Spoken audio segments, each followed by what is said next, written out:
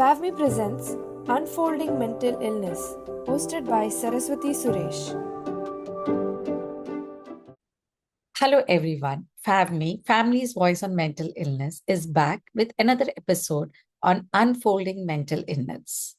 We're also the Western Zone of Families Alliance on Mental Illness, Face Me, founded by Dr. Nirmala Srinivasan. Through our episodes, we strive to educate and support families about mental health, providing them with valuable tools and resources. If you are a family seeking guidance, understanding, and community support, we invite you to subscribe to the YouTube channel at family.in. I am Saraswati Suresh, the host, and my co host is Dr. Sachin Ganokar. And our topic today is positive psychology. Positive thinking and healthy communications play a vital role in our lives, especially for family carers and their loved ones navigating immense challenges. Yet, on this journey, it's easy to become demotivated, to slip into negative thought patterns, and to unknowingly create disharmony within families. In today's episode, we explore the powerful intersection of compassion, empathy, and positive thinking in the mental health space. We are honored to be joined by a young and dynamic psychologist entrepreneur, Bhavya Jain. She's an industrial organizational psychologist, an integrative psychotherapist, and most importantly, the founder of the Happiness Project. She's committed to promote positive mental health and breaking the stigma around therapy. She has grown her initiative into a recognized space that has supported over 2,000 clients and conducted more than 200 workshops across India. She has led a year-long pro bono initiative partnering with schools and nonprofits to make mental health support accessible to underserved communities. Driven by her belief that therapy should be to all. It's always enriching to converse with young change makers, to see the world through their lens and to learn from fresh perspectives. Today, we look forward to a meaningful conversation on nurturing strengths, fostering resilience, and discovering how positive psychology can help people not just cope, but truly thrive. Welcome, Bhavya. We're delighted to have you with us. Thank you so much, Saraswati and Dr. Sachin. I'm glad to be here today. Let's kick it off. Yeah, sure. Thank you, Bhavya. And so, Bhavya, first thing, let's start with understanding what is positive psychology and how different it is from other approaches, the traditional approaches to mental health. Sure. Firstly, maybe I'll begin with the word, just, the first instinct of listening to the word positive psychology. Many people look at it that, oh, it's only about feeling positive, it's only about feeling optimistic, it's all looking at the world through a rosy lens. That's all it's all about. So it's not what positive psychology is all about. Positive psychology is basically, making sure how you can have a life worth living, making it fulfilling, making it building meaning around your life, right? It's not about, even though the traditional approaches of psychology, what they do is, you know, they look at the mental distress that a person's facing and they want to understand what's going wrong with the person and help them out navigate through it, right? Positive psychology does not look at those things or completely disregard those things. It's just a way of looking at it through a different lens. All Okay. right. Now, what it does is it looks at it in terms of, it'll ask you a question: what is it that is going right for you in this moment? While everything is going wrong, we will focus on those as well. But what is it that's going right? It's building from there. So it's not disregarding what's going wrong, but at the same time, focusing more on what is going right. It offers a different lens to building a life which is worth living, which has more meaning, which has more well being attached to it. So, by looking at only what is going wrong and disregarding what is what is wrong and what is gone past, kind of a thing, um, are we then el- trying to move away or eliminate it? What are we No, trying? absolutely not. We are absolutely not trying to eliminate it. We're absolutely not trying to eliminate it. We are keeping it. We are sitting with it. But in the moment, instead of focusing on all bad, we're also focusing what is good in this moment. Okay. And Okay. taking that as something important to work on something that's gone wrong. Okay. I get you. So then what are the misconceptions that are associated with this? So there are a lot of misconceptions that people have that, it's only about, looking at it from a rose-colored lens that say everything's good, everything's okay, everything's fine, just do some journaling and you'll be fine. Hmm. No, positive psychology is much deeper than that. It can work handy with, hand in hand with a lot of traditional methods. All traditional methods will eventually have to lean on positive psychology to make it work. Because without building resilience, without building self compassion, without building those important stepping stones towards healing, how will you do it? Okay. So, positive psychology is an integral pillar to any other approach that psychology might have.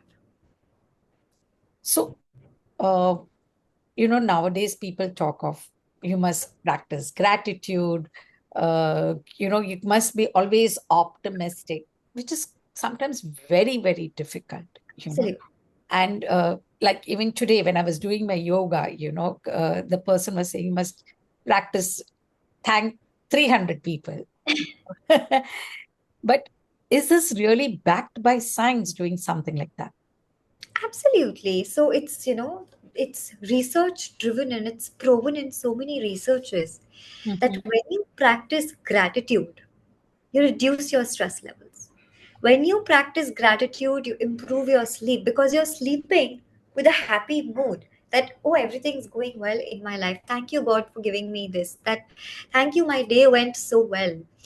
And similarly, optimism. You have hope for the future that it eventually results in a better physical health, a longer life expectancy. Now, if someone has been diagnosed with cancer, all right, and they do not practice optimism and gratitude, Hmm. do you think their willpower will go up? Yeah, true. If they're only focusing that, oh, I have cancer, oh, I have cancer, my life is ending, everything is going wrong with me, how will that person heal? Yes. So So some amount of optimism, some amount of gratitude that I have a loving family around me, I have people who care for me, I have a strong system of, or maybe I have been given so much good care. I have good doctors taking care of me. There is a possibility that I might come out of it. There are many survivors also out there. When I start looking at those things as a practice, as a technique, also that a therapist might imply on that person on hmm, an weekly basis, it is eventually going to alter thinking and enhance healing. So, no, these are not just feel good tips. These are actually things that do make a difference. And it's proven, it's backed by science. okay. And I can even, tell you more about it. In CBT, cognitive behavioral therapy, we have a triangle. Okay. This triangle, it's thoughts, feelings, and your behavior. Behavior. Okay. Your thoughts, what you think, completely is related to how you feel, and how you feel is how you behave. Okay. I get the What correlation. I just, yes, it's a triad, and it's the most important triad or a triangle, a cognitive triangle that we follow as a model for anything that we work on in cognitive behavioral therapy. And in my opinion, it's directly related to positive psychology in some way, because when we imply that, when positive thoughts are what we start inculcating, feelings get positive, behavior changes. So the whole thing, if you see the triangle, that cognitive triangle, then starts to coming into picture. And this is not a 1 day thing or a 2 day thing or a 1 month thing. It takes time. You spoke about resilience, and I think that's the most important chapter for, families, the family carers and their loved ones suffering with mental disorders. So, how does one go about doing that? Are there your experience and the research based, I would say both. Sure. So I think in my experience as well, people who have low resilience who come to us, I always say that it's like a muscle. It Mhm. can be developed over time, but you need to work. You need to work on it regularly. It can be very small daily habits. It's about saying some good affirmations to yourself. You know, uh, building maybe a personal list of everyday to dos, which can include a small walk, a small journaling exercise, some small daily habits that alter how you go about your day. I call them happy habits. So Interesting. these really alter how you live and eventually build your resilience over some time. Okay. So, I love this terminology of happy habits. Yeah. Yeah, Because it makes you smile automatically. absolutely. Yeah. So also, families go through this process of hopelessness, especially when, the treatment plans are not working, or, there's denial at the end. Automatically, the language also changes. How much ever you try, saying that, I'll create that safe environment at home, I'll remain positive, it starts to, over a period of time, the burden, the caregiving burden steps in, and the communication, and that plays the most important role, I think, in families, the communication between the family who's taking care and the loved one. How Yeah. can we change that through positive psychology? So we're all humans. We will have those ups and downs with our family members. We will, have good days, bad days, happy days, sad days. Firstly, it's fine to feel those things and have those moments around you, because that's what says that it's a normal life, right? Now, to understand that how to break out of these patterns or how to break out of those moments is what is more important. Instead of sitting in that feeling whole day long, what can I do to change it with my loved one and me as a caregiver? It is also about sometimes we feel hurt. How do we break that silence as a caregiver towards a loved one? It's about talking. Create a space where you can talk or have those hard conversations, and celebrate that hard conversation as well. That, oh, we were able to have this conversation. We did great. Celebrating those small wins, having those small moments of joy, coming out strong out of those moments is what is important. That is self compassion as well. That is compassion towards your loved one. That is compassion that your loved one can show towards you as a caregiver. So, compassion is also a very important tool when it comes to positive psychology.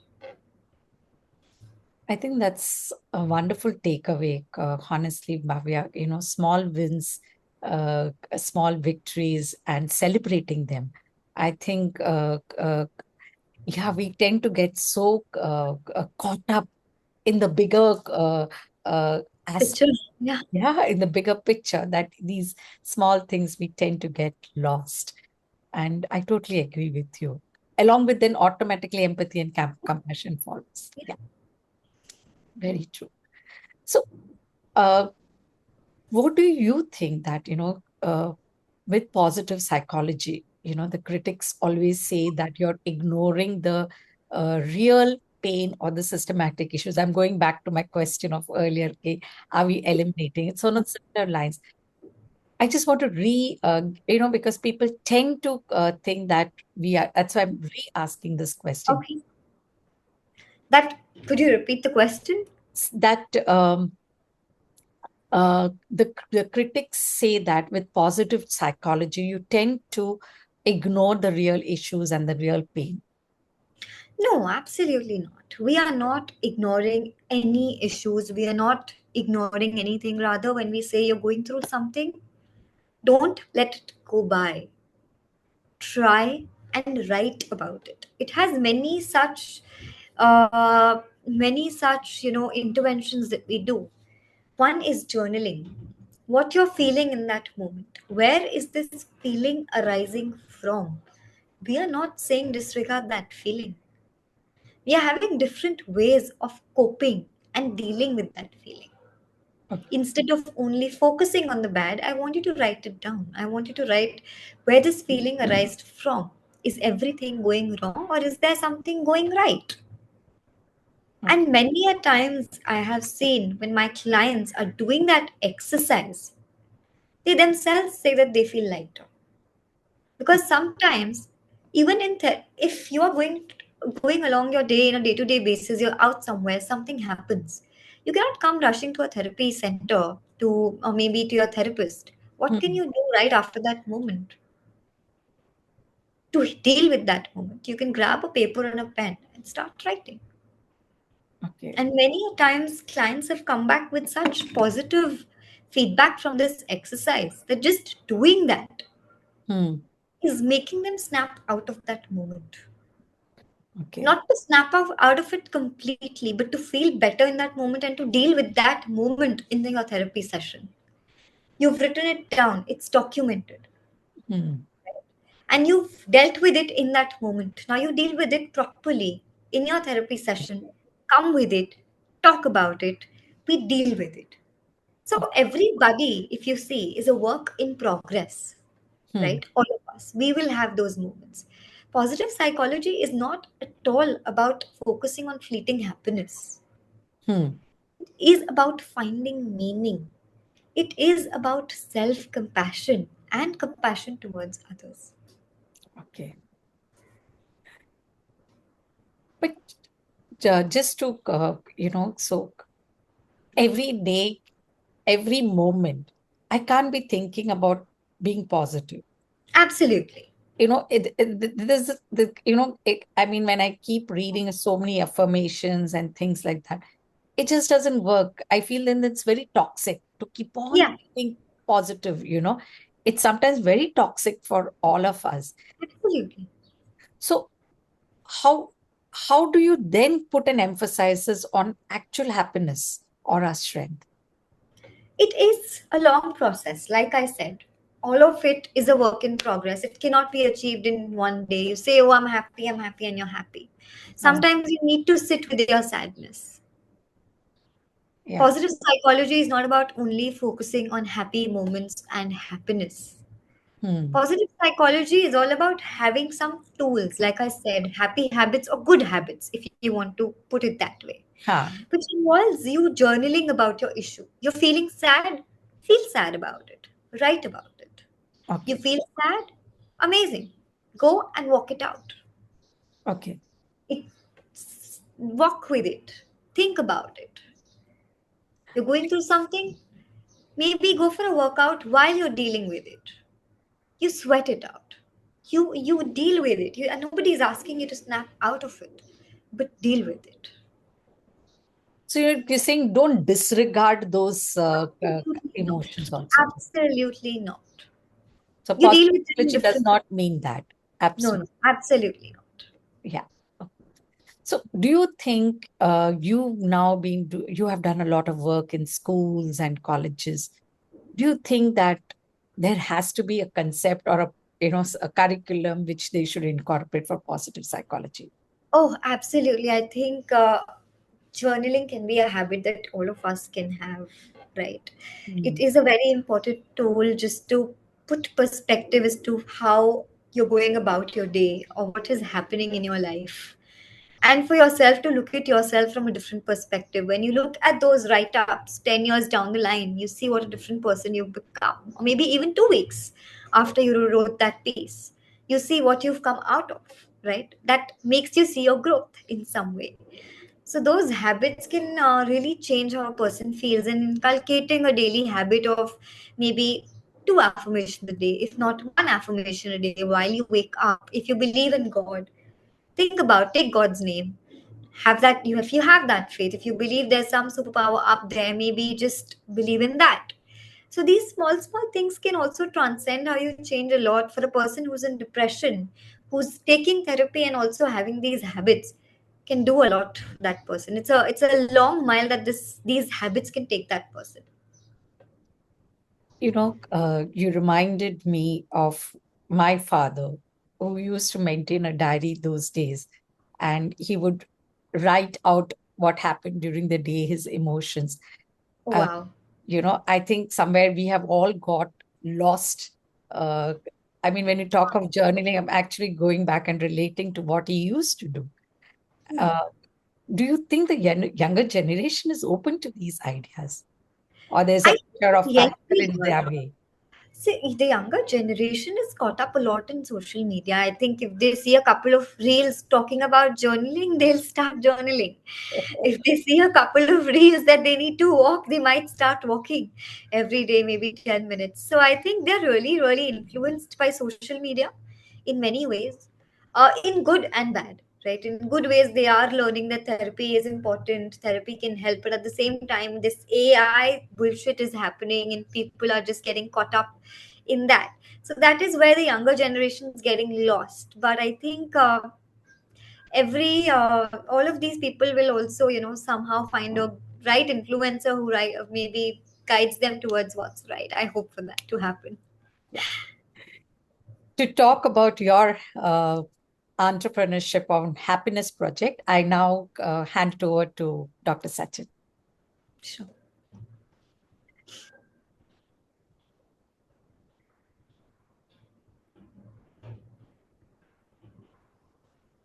Yeah.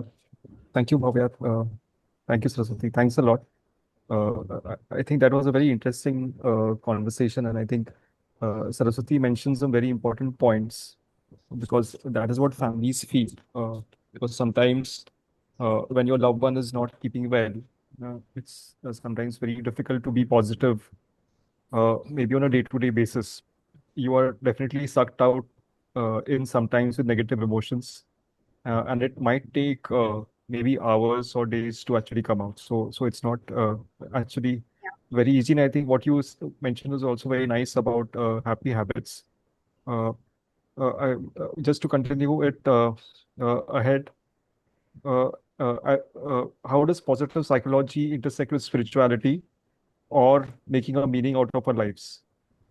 I think it intersects very beautifully with spirituality, because when you have faith in a power high above, you automatically have those affirmations for yourself, or that gratitude in you that God has blessed me with this.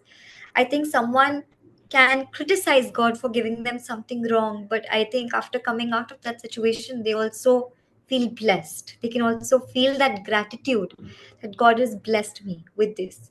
And I think mostly for the most part of the society, uh, the criticizing aspect is much lesser and the gratitude is much higher. That's how the Indian culture is.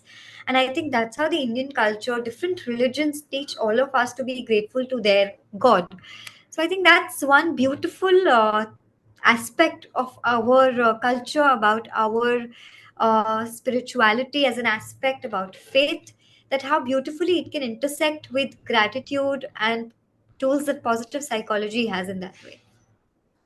So to come back to the earlier questions, what Saraswati was discussing. So how do you apply it to yourself? Are they something like daily practices, as you mentioned earlier, like journaling, which you mentioned? Absolutely. So So I studied positive psychology. Sorry for cutting you out short. But I started practicing positive psychology when I first studied it when I was some 18 years old. And I read about how journaling, how gratitude can have so much of an impact, right?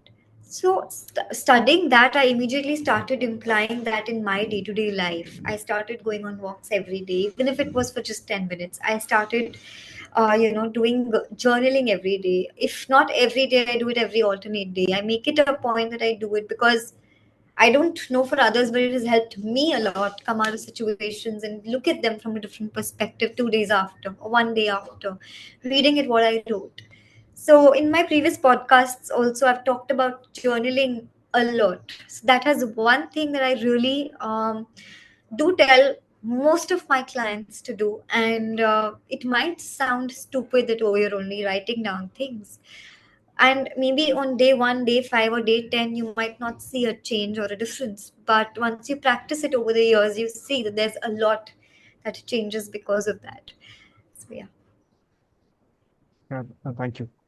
So we were just having a podcast the other day, and our founder, Dr. Nirmala Srinivasan, actually mentioned that a lot of mental health and happiness project, as you mentioned, is being spoken about.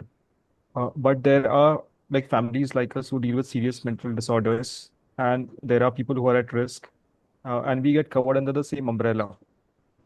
So actually, our troubles get masked by this entire paradigm now of talking about mental health, but we definitely have a different set of challenges. Not that we would like to have good mental health at the workplace or in our families, or when we are interacting with our relatives, or when we are doing something in our career. But actually, we do have some different set of challenges, and it becomes very difficult to sometimes practice positive psychology. Uh, Hmm. so, so, uh, so my next question also goes to this: that how does cultural context influence the way positive psychology is practiced or understood? Yeah, so I just mentioned that in our culture we take religion very highly. It can be any religion, right? People really look up at it. People really follow it, and many people believe in God and their gurus, and they feel just going to God and speaking about it and talking about it, and telling God what I feel will make things better. In a way, that's also sharing things, right? But and our culture, if you see, is very how do I say it, it's not very singular, it's collective. Our culture is such, we give a lot of importance to family or a family structure. Here we just don't think about ourselves. We are brought up in a way that we need to take care of our family. I think that also plays a very important role because we're always surrounded by people who are willing to help, and it's important to lean on them when required. Is how culture can play a very significant role, because if you see other cultures, the depression rates of USA might be much higher than of India, because here we are surrounded by people, by families. There people are more individualistic in nature. Here we are more collective. So that's how the whole game changes. That's how our culture is so much better than others. And the mental health issues are still dealt with. If I'm feeling sad or unhappy, or any kid is feeling sad or unhappy for that matter, a mother will come and ask 10 times, what is wrong with you? You better tell me.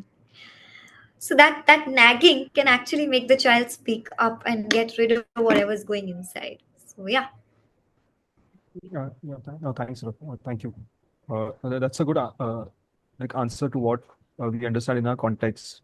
Also, the next question is: how can leaders incorporate or government use positive psychology principles to foster better health systems? The reason also we ask this question is uh, a lot of organizations we today work are profit oriented, which is Yeah. nothing wrong, but that equals productivity. And when you are looking at mental health issues, and we have discussions in the group saying that a person has suffered a crisis and he's trying to get back to work, or there are people who are looking out for employment. Uh, Hmm. so they find it very challenging to get back into the system. That is point one. Point two is that our systems are more hours driven, that your work actually starts in the evening, Yeah. where everything gets identified that if you work longer and you work harder, you are much more, you're a better employee. So how do you incorporate positive psychology in a system which actually appreciates longing working hours, being available all the time, and also I think also being you can put it as a little being a little toxic. So how do you actually apply these principles? Yeah, toxic, I think, is the right word. Unfortunately, very, very unfortunately, the Indian corporate world has multiple times been named toxic, and there have been many examples now. Two very recent cases of people committing suicides in the top 4 consulting firms in the world, right? If you see outside India, these firms are functioning very appropriately, but here suddenly in India, the working hours are blurred out, and people are expected to show up overtime, and if not, then they are, said to be not showing up for their work or not taking it seriously or taking it with a very casual approach. In my opinion, that is not right. That is not correct. It's important to draw boundaries as an employee. I understand that as an employee, I also work for a living. I need to make a living, right? At the end of the day. And if that employer is only going to keep me there, if I keep slagging and keep working my ass off from 9 to 10 p.m., maybe, is on the employer. It's important to highlight those things. And I think social media is a great tool these days to do that. I do not say that people should start doing that, but I've seen many examples of that happening. And I think that those people are doing a commendable job of highlighting what these corporates are making them do. But it's very important if we are managers to make it okay if a person only wants to work for the working hours. I'm not talking about working less. I'm talking about the working hours that are specified in an offer letter. That much should be okay, and as managers not to push it beyond that, even if there are some working deadlines or anything, maybe make it work somehow that the person doesn't have to give in more hours just to make sure that a presentation or a file is being sent today itself. You can give some leeway or keep more leeway when you're taking that team from the higher above, so that your underdowns are a little more stress relieved. It's not important to give stress. Giving them stress is not going to increase your productivity. At the end of the day, what is it is going to lead to is people are going to leave. People are not going to stay in an organization which makes them work like dogs. In the end, everybody wants peace of mind. Correct. No, that's a good answer. Because all of us, that's in the medical field or the industry field, have been brought up that if you're young, I think you should slog out. If you don't slog out when you're young, then what will happen in the future? So that is a paradigm actually when you enter into the system, and if you don't fall into the line, then you are considered like Gen Z, or like the new term which is mentioned, Yeah. that But these it's these not possible. It's yeah, not possible for a person to give in those many hours. correct. There's also a home life. There are also kids for people to look after and look at. People have to be more considerate towards each other. Only then can a workplace be more flourishing and productive. If that is not there, if compassion towards each other is not there, there is no way an organization can flourish and be productive. Correct. Because I think in metros, apart from the work, you also have a very tiring commute where you actually, Absolutely. It takes 1 hour after, to go to office, 1 hour to come back, or sometimes even more. And then in Bombay, there are rainy days, which make it even worse. So I think there has to be some flexibility in keeping it hybrid as well in cities like these to make it a little less hectic on the people. right. And do you have any advice for people with like families like us where people have mental health disorders, how they can actually, if they're working and if they also have to sensitize their leaders and managers about positive psychology, and how do you actually convey to those people or organizations where we are actually either doing an advocacy for bringing in employment in certain sectors, or we are struggling with people who have loved ones with mental illness in our families. I think recognizing that that person is already going through a lot. Having someone at home with a mental disability is not easy. There's a lot of challenges involved where you have to take care of that person. That person's already doing a lot more than the person is required to do, and it takes a toll on the person's mental health. So just being a little more supportive and maybe giving them a therapist from the company's side, any which ways, I think it is a compulsion, and it should be a compulsion, if not, for each an organization to have a counselor or a therapist on the board, so that the person can go to without a judgment or a fear of judgment from the managers. And if not, help them out any other way. Maybe this is the smallest step that a company can take. Correct. No, no, thank you. I think there have been Supreme Court guidelines now that there should be a Yeah. counselor. Yeah. The challenge in our organizations and even in your college is that you might be considered as weak, or there's a stigma Yeah, still present absolutely. if you Absolutely. go approach a counselor. It So should so be maybe it should be kept very confidential. I don't know, maybe the office can be somewhere outside of the counselor, out of the premises, or something like that. But who is going to therapy should not be disclosed to anyone, not even the managers. correct, This has to be a confidential setup for it to actually work. correct. So there was a recent news like within last 2 days. I think one doctor from AIIMS Nagpur and one doctor from BJ Medical College Pune have died by suicide, and even in the best medical setups where you have access to maybe a psychiatrist or somebody to speak to, uh, I think there is a gap, and I think maybe sometimes positive things like positive psychology, which you mentioned, with our cultural context and spiritual context, might actually help people understand things much better. I agree with you completely. So we come to the question: if someone is listening right now and feeling stuck, what is the one mindset shift they could try today that aligns with positive psychology? As a last question to our podcast, and also like what Saraswati mentioned earlier, that if you take a practices like yoga, and Hmm. sometimes you always have this thing that I think you should feel happy all the time, but sometimes the mindset doesn't shift. So Hmm. what are the things in positive psychology one can actually try uh, if you're feeling sad, or if you're not really feeling up to it, or there are sometimes feelings of hopelessness which come in. Yeah. Yeah. So how do you actually use positive psychology as a mind shift? Yeah, so I will say that don't disregard those feelings completely. Instead of focusing, what's wrong with me, maybe focus what strengths do I already have, and how can I deal with this situation. Instead of focusing on what is not in my control, focus on what are the things that are in my control, is also that can help you a lot. Take a small action that aligns with your values, with aligns with your gut that you want to do. Okay, it's called the locus of control. Focus on the circle that's in your control than focusing on what is out of your control and you cannot manage. That gives you a sense of calmness, a sense of relief. So that is one thing that I would definitely suggest people to do. Maybe take a paper and a pen, draw circles, what is in my control, what is out of my control, and focus on what is in your control. And secondly, healing is a long journey. It starts with tiny steps. So start wherever you can.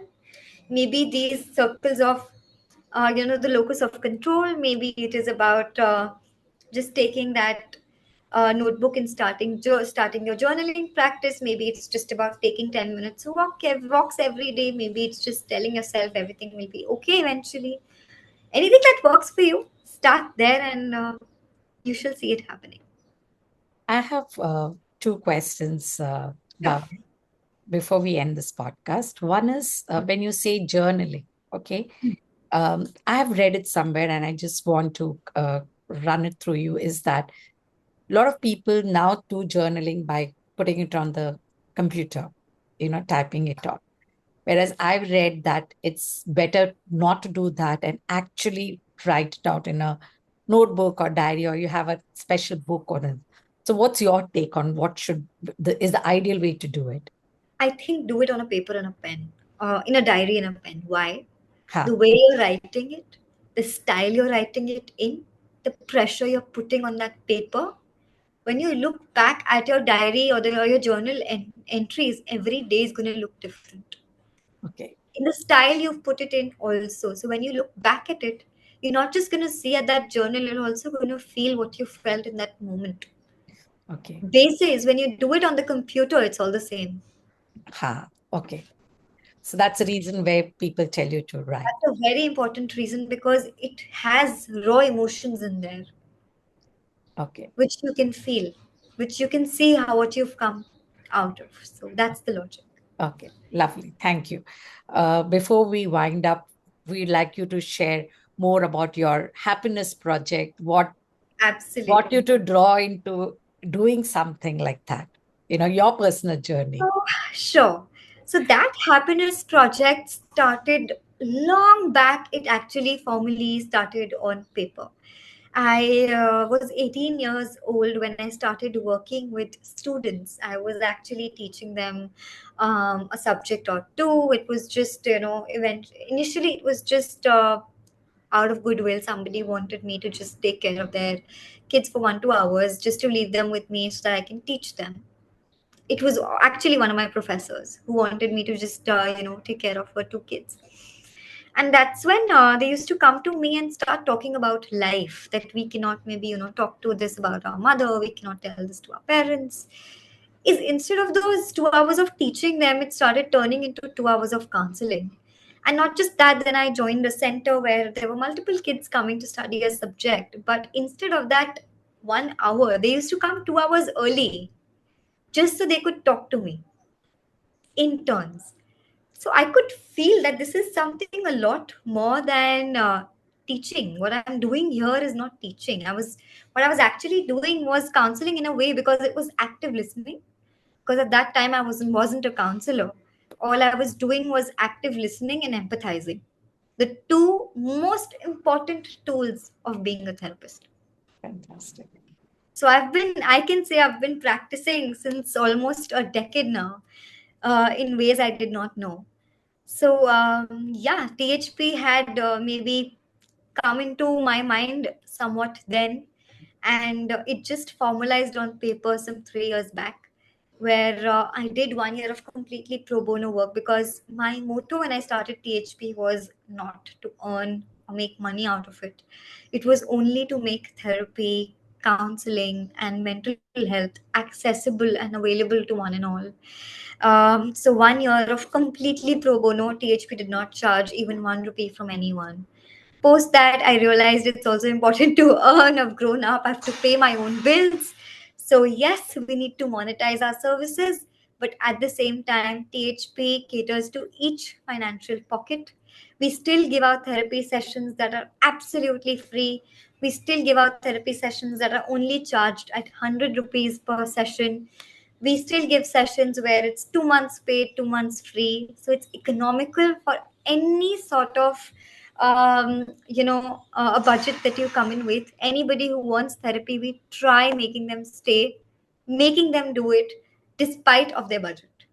So that is what THP stands for. That is what THP believes in, and that is what I hope, I pray that I continue doing. We wish you all the best, and Thank you so and pray that all your dreams come true with Thanks a lot. THP, Thank you so and much. you help many, many, many more people. And I think families would be blessed to have you. Okay. Thank you so And much. as listeners, we take back journaling in a diary and all the happy habits. I Yes. think that's a take back which we take with I'm glad gratitude. I could. Thank Yes, I you hope for many, being many with more us. students also take note of it and start doing it, and might help many. Yeah. Thank you so much, Thank you so much. Bhavya. Thanks. It was Thank you. lovely talking to you. Thanks, Dr. Thank Sachin. you. Thank you, Thanks. Bhavya. Thank you, Saraswati. Thanks a lot. Bye. Bye. Bye.